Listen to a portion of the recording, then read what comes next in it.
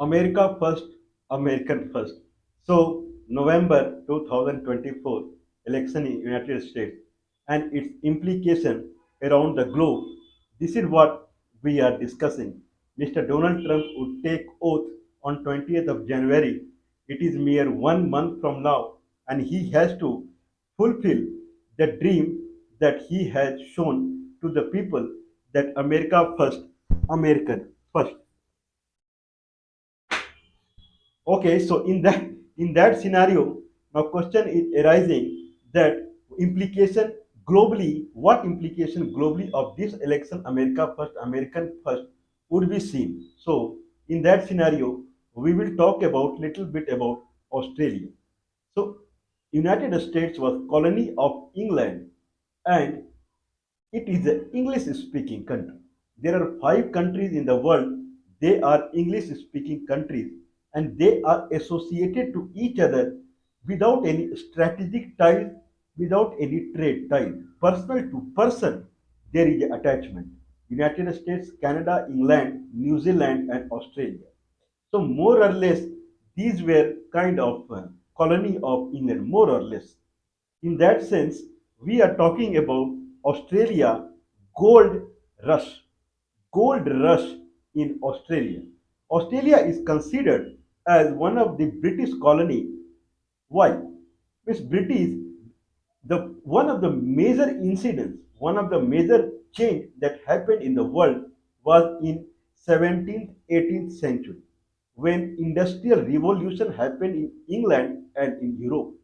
Now, industry started working, machine were replacing human, and they were producing much higher rate than human with very fine quality.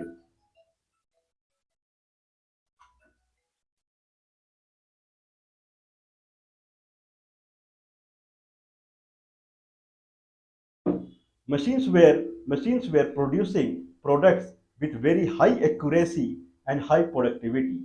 In that sense, now there was a rush for colony. European countries they were making colonies so that they will get cheap labor for the industry, they will get raw material for the industry.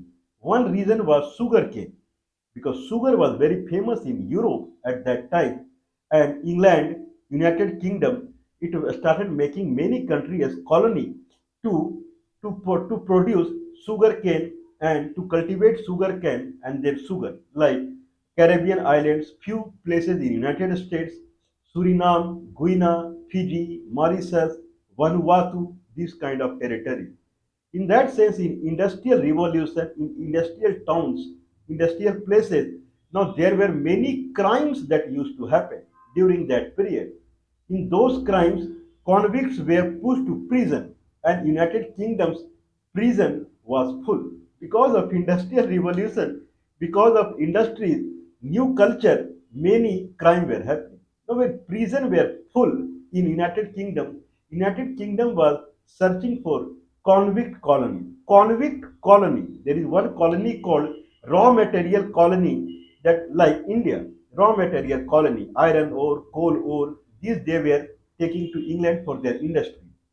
Okay, sugarcane based colony like Fiji and these places. There is a colony called convict colony, Australia. When convicts were full in the prison of United Kingdom, then they started thinking about Australia island that was very far from England. It was safe for as far as prison, convict prison is concerned. Other side of earth from England is Australia, and other side of the equator also. No way prisoners prisoners would run away.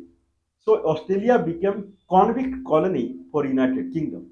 150,000, 1.5 lakhs in between 1810 and 1830, I believe around 20 years, 150,000 convicts were pushed in the eastern south side of Australia, like New South Wales. New South Wales is one of the state of Australia. Victoria, okay, Queensland, North Australia, South of Australia, West Australia. These are the Australian states. New South Wales especially, where convicts were pushed. In western side, I believe Perth. Perth region, where 10,000 were pushed in 20 years. Okay, we are talking about gold rush. When convicts were there, they were involved in kind of cleaning the local tribe out there. Very bad, very bad. This is what was happening. But anyway, suddenly people started suing by 1840, 1850, within 20, 30 years, people started feeling that there is a lot of gold stone in Australia. If you dig little bit also, you will start getting gold. This is called gold rush in Australia. So 1851 to 1871, when people heard that certainly there are a lot of gold in Australia, no need to dig for hundreds of feet or something like that. Immediately you get the gold or gold are available in stones, big stone outside. Then there was a rush. People from United Kingdom, people from United States, Germany, France, Italy, Poland, these countries, people, normal people, minus the mining people, they rushed to the Australia. And between 18 around 1851, if we exclude the local tribe out there, then the strength of European prisoners in Australia was around 450,000, 415,000 people. And then between 1851 to 1871, the population reached 1.7 million, around 1.3 million people outsider. It flooded the Australia within 20 years. This is called gold rush in Australia. Australia in 1850s, 1860 around, Australia became 40% of the gold producer of the world. That much gold it was producing in 1850s era. 30,000 Chinese people, miners, mining people, they also came to Australia. 30,000 during that period. And there was a fight battle also between the European and Chinese out there. That much. Around 2.4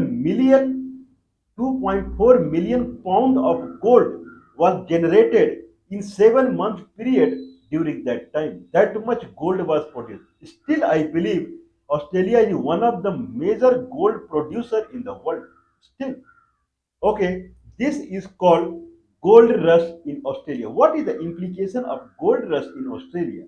When Australia had lot of money because of the gold, a lot of people, just 450,000 people for this big Australia, that is three times to India. In that sense, it was very less population, 4,500. Now, it reached around 2 million people. In that sense, especially Victoria and New South Wales, then the democratic system started happening.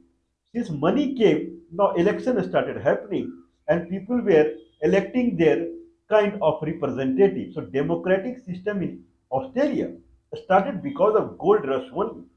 Australia became wealthier day by day. So this is gold rush in Australia. Now, question is arising that is there any implication that will happen in Australia as far as United States election is concerned? Certainly, because people who are dominating in Australia, who are ruling the Australia, who are Australian. If people say Australian, then European people only they come into the people's mind. Now those people, if United States start concentrating inside the domestic matter only, and it gives very less weightage to outside, then these people staying in Australia would become difficult. Gold mining will become difficult and Australia may become weaker. Importance of Australia is very high because United States has heavy presence in Asia Pacific region like Polynesia, Micronesia, Melanesia region, Papua New Guinea to Fiji to Vanuatu to Tonga to other Kiribati, all islands in America has very strong presence and that is controlled by more or less Australia only. So if America becomes introvert, means if it start focusing only within inside, not outside, then along with gold productivity, there will be many change that will be seen in Australia. God bless America, God bless Australia. Certainly everyone would want that Australia should remain as strong the way it is. This is what everyone would look for. I believe there would be some way that United States would find out.